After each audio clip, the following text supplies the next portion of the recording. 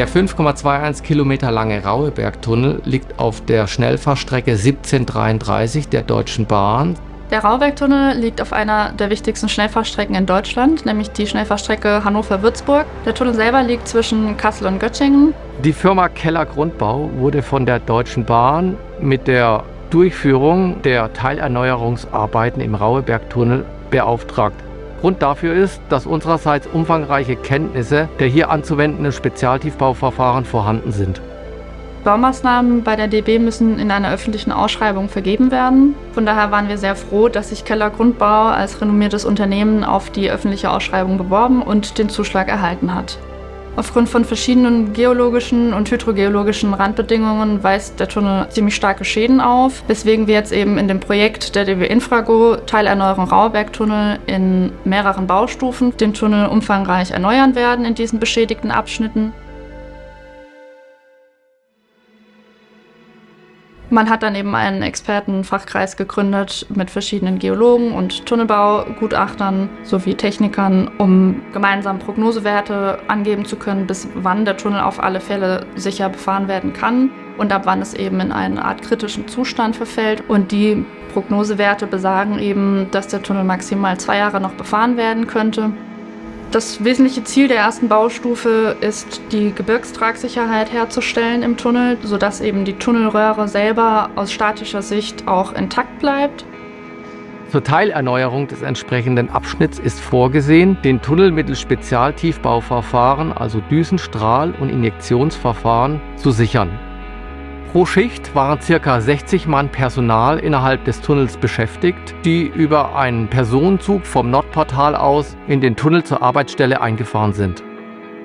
Derzeit kann der Tunnel nicht befahren werden, da wir eine Totalsperrpause haben. Das bedeutet eben, dass beide Gleise voll gesperrt sind. In einem Gleis wird immer gearbeitet und das andere Gleis dient als Logistikgleis, da wir eben auch sehr viel Materialbedarf haben, was sowohl in den Tunnel reingefahren als auch rausgefahren werden muss. Und deswegen ist es auch unmöglich, überhaupt Betrieb aufrechtzuerhalten während dieser Baumaßnahme. Im nördlichen Baubereich wurde eine Sicherung des Tunnelquerschnitts mittels Düsenstrahlsäulen durchgeführt. Beim Düsenstrahlverfahren wird mittels eines energiereichen Flüssigkeitsstrahls der Boden bzw. das Gebirge aufgeschnitten und mittels Zementsuspension vermischt. Durch die Verfestigung der Zementsuspension wird eine Stabilität im Untergrund erzeugt, was zu einer dauerhaften Sicherung des Gebirges führt. Zur Andienung der Baustelle mit den notwendigen Baustoffen wurden vorab 4 Versorgungsbohrungen oberhalb des Tunnels niedergebracht. Bei einer Überdeckung des Tunnels in diesem Bereich von bis zu 85 Metern waren entsprechende Bohrtiefen mit den Versorgungsbohrungen zu überwinden.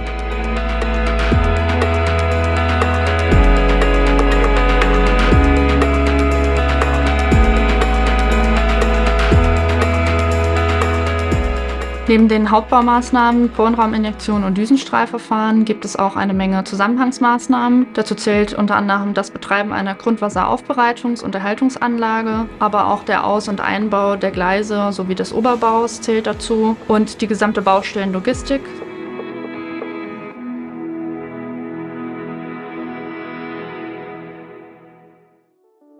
Wir sind sehr zufrieden mit der Zusammenarbeit mit Firma Keller. Besonders positiv möchte ich hier erwähnen, ist der konstante Austausch, aber auch die lösungsorientierte Zielfindung bei teilweise besonders schwierigen Randbedingungen.